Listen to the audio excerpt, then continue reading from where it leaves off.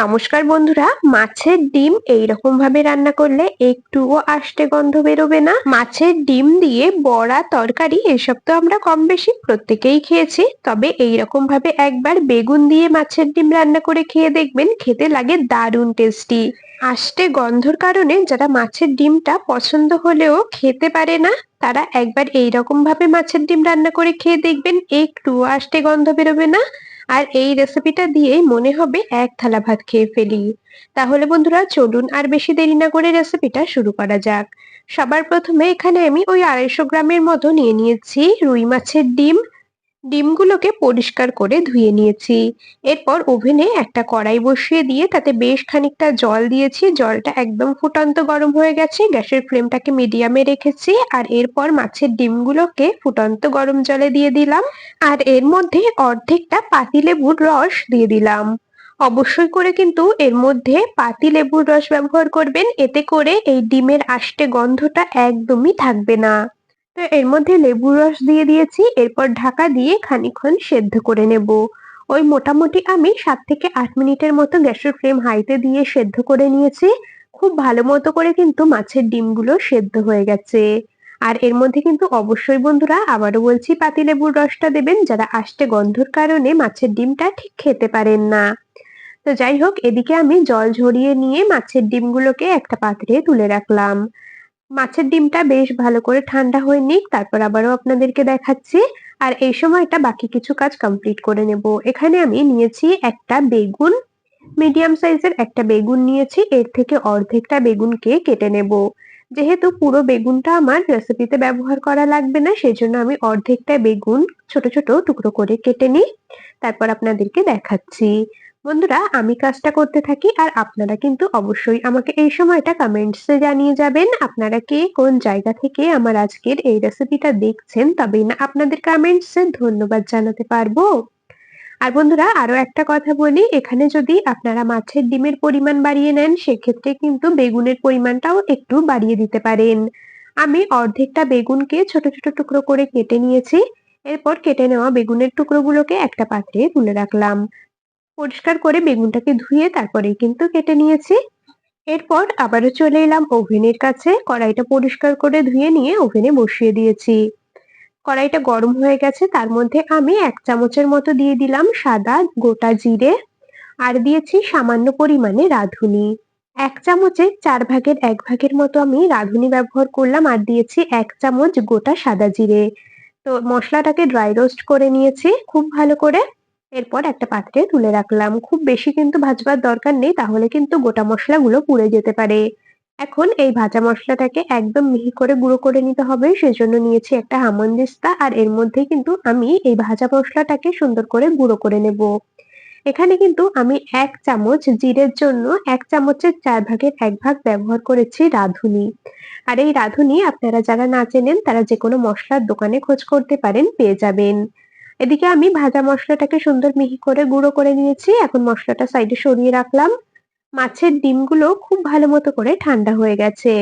আর এখন এগুলোকে হাত দিয়ে হালকা করে একটু ভেঙে নেব। একদম মিহি করে গুঁড়ো করে নেওয়ার দরকার নেই, একটু একটু গোটা গোটা থাকলেও কোনো অসুবিধা নেই।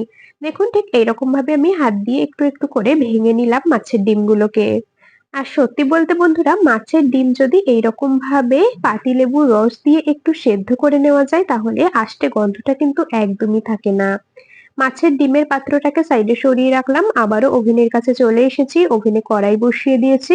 কড়াইটা খুব ভালো করে গরম করে নিয়ে পরিমাণ মতো দিয়ে দিলাম সর্ষের তেল। তেলটাও বেশ ভালো করে গরম করে নিয়েছি। এখন এর মধ্যে কেটে রাখা বেগুনগুলোকে দিয়ে দিচ্ছি।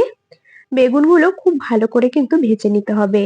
এখন এর মধ্যে আমি দিয়ে দেব পরিমাণ মতো হলুদ গুঁড়ো, স্বাদ মতো দিয়ে দেব লবণ। খুব বেশি এখন লবণ ব্যবহার করছি না, যেহেতু পরে আরো একবার লবণের ব্যবহার করা হবে। 1/2 চামচের মতো হলুদ গুঁড়ো দিলাম, আর দিলাম 1/2 চামচের মতো লবণ। খুব ভালো করে বেগুনগুলোকে ভেজে নিতে হবে। পুরোপুরি বেগুনগুলো সেদ্ধ হয়ে যাওয়া পর্যন্ত, সুন্দর ভাজা হওয়া পর্যন্ত ভেজে নেব। বেশ খানিকক্ষণ ধরে কখনো গ্যাসের ফ্লেম মিডিয়ামে কখনো হাইতে দিয়ে দেখুন বেগুনগুলো সুন্দর করে ভেজে নিয়েছি। এর থেকে আর বেশি ভাজবো না, আর এখন এই ভেজে নেওয়া বেগুনগুলো একটা পাত্রে তুলে রাখবো। বন্ধুরা মাছের ডিম বেগুন দিয়ে এইরকম ভাবে আপনারা কারা কারা বাড়িতে রান্না করেন, অবশ্যই কিন্তু আমাকে কমেন্টস করে জানিয়ে যাবেন। আর যদি কখনো আগে এইরকম ভাবে না রান্না করে খেয়ে থাকেন, অবশ্যই এইভাবে একবার বানিয়ে খেয়ে দেখবেন। আশা করছি আপনাদেরও ভীষণ ভালো লাগবে। তো এদিকে আমি ভাজা বেগুনগুলো একটা পাত্রে তুলে রাখলাম। এই কড়াইয়ের মধ্যেই আরো কিছুটা পরিমাণে দিয়ে দিলাম সর্ষের তেল। তেলটা খুব ভালো করে গরম করে নিয়েছি। এখন এর মধ্যে দিয়ে দিচ্ছি বেশ বড় সাইজের দুটো পেঁয়াজ কুচি। বড় বড় সাইজের দুটো পেঁয়াজকে আমি ঝিরিঝিরি করে কুচিয়ে নিয়েছিলাম, সেটাই দিয়ে দিলাম। পেঁয়াজগুলো নরম হয়ে আসা পর্যন্ত, পেঁয়াজের গায়ে হালকা গোল্ডেন ব্রাউন রং ধরা পর্যন্ত ভেজে নেব। এখন কিন্তু গ্যাসের ফ্লেমটাকে মোটামুটি মিডিয়াম টু হাইতেই রেখেছি। বেশ খানিকক্ষণ ধরে পেঁয়াজ কুচিগুলোকে দিয়ে ভেজে নিয়েছি। দেখুন পেঁয়াজ কুচিগুলো কিন্তু অনেকটাই নরম হয়ে গেছে। পেঁয়াজের গায়ে হালকা গোল্ডেন ব্রাউন রং ধরেছে। এর থেকে এখন আর বেশি ভাজবো না। এই সময় এর মধ্যে দিয়ে দেব কুচিয়ে নেওয়া কাঁচা লঙ্কা। দুটো কাঁচা লঙ্কা কুচি ব্যবহার করলাম, আর দিয়ে দিচ্ছি একটা মিডিয়াম সাইজের পাকা টমেটোর টুকরো। খুব ভালো করে সমস্ত কিছু পেঁয়াজের সাথে নেড়েচেড়ে মিশিয়ে নেব। টমেটো গুলো একদম নরম হয়ে আসা পর্যন্ত খুব ভালো করে কিন্তু ভেজে নিতে হবে। তো সমস্ত কিছু খুব ভালো করে খানিকক্ষণ একটু ভাজা ভাজা করে নিয়েছি। এখন এর মধ্যে দিয়ে দেব কিছু গুঁড়ো মশলা। প্রথমেই দিয়ে দিচ্ছি 1 চামচের মতো শুকনো লঙ্কার গুঁড়ো, দিয়ে দেব স্বাদ মতো লবণ, আর দিয়ে দেব পরিমাণ মতো হলুদ গুঁড়ো। যেহেতু বেগুনগুলোকে ভাজার সময় কিছুটা লবণের ব্যবহার করা হয়েছে, অবশ্যই সেই কথা মাথায় রেখে কিন্তু এখানে লবণ হলুদের ব্যবহার করতে হবে। তো গুঁড়ো মশলাগুলো দিয়েছি, খুব ভালো করে সমস্ত কিছু একসাথে নেড়েচেড়ে মিশিয়ে নিচ্ছি। টমেটোগুলো একদম পুরোপুরি নরম হয়ে যাওয়া পর্যন্ত বেশ ভালো করে কষিয়ে নেব। তো বেশ খানিকক্ষণ ধরে কিন্তু এটাকে কষিয়ে নিয়েছি সমস্ত মশলা দিয়ে। এখন এর মধ্যে মাছের ডিমগুলোকে দিয়ে দিতে হবে। সমস্ত মশলা দিয়ে খুব ভালো করে কষিয়ে নিতে হবে। মশলা থেকে তেল ছাড়বে, তারপরে কিন্তু মাছের ডিমগুলোকে এর মধ্যে দিয়ে দিতে হবে।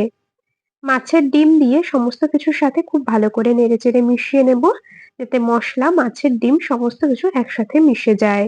আর বন্ধুরা, এইরকম ভাবে মাছের ডিম রান্না করলে মাছের ডিমগুলো একটুও শক্ত হয়ে যায় না, একদম সফট থাকে। মাছের ডিমের বড়া রান্না করলে বা মাছের ডিমের বড়া করে তরকারি রান্না করলে অনেক সময় মাছের ডিমগুলো একদম শক্ত হয়ে যায়, খেতে ভালো লাগে না। তবে এইভাবে রান্না করলে কিন্তু মাছের ডিম একটুও শক্ত হয় না, একদম সফট থাকে। তো এদিকে আমি মশলার মধ্যে খুব ভালো করে মাছের ডিমটা নেড়েচেড়ে মিশিয়ে নিয়ে খানিকক্ষণ ঢাকা দিয়ে রান্না করে নিয়েছি। মোটামুটি ঢাকা দিয়ে আমি 4 থেকে 5 মিনিটের মতো রান্না করে নিয়েছি। তারপর ঢাকাটা খুলে নিলাম। খুব ভালো মতো করে আবারও সমস্ত কিছু নেড়েচেড়ে মিশিয়ে নিচ্ছি। তো রান্নাটা কিন্তু আমাদের প্রায় হয়ে এসেছে। বেশ ভালো করে একটু মিশিয়ে নিয়েছি। এখন এর মধ্যে দিয়ে দেব ভেজে রাখা বেগুনগুলোকে। বেগুন যেহেতু ভাজার সময় পুরোপুরি সেদ্ধ করা হয়েছে, বেশ ভালো করে ভাজা আছে, সেজন্য কিন্তু বেগুন ভাজা দিয়ে আর খুব বেশি সময় রান্না করবার একদম দরকার নেই। ভেজে রাখা বেগুনটা দিয়ে খুব ভালো করে একটু নেড়েচেড়ে নিলাম। এখন এর মধ্যে দিয়ে দিচ্ছি গুঁড়ো মশলা।